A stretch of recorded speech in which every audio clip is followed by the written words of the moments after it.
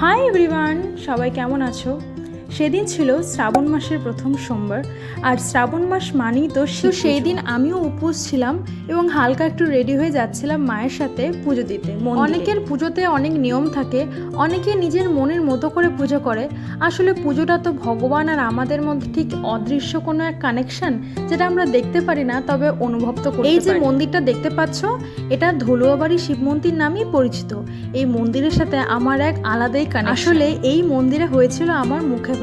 ভাবো তাহলে কত পুরনো মন্দির।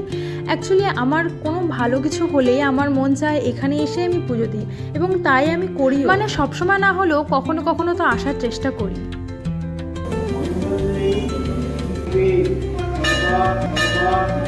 ঠাকুর ভেতরে গিয়ে দুধ দিয়ে মন ভরে পুজো করেছি।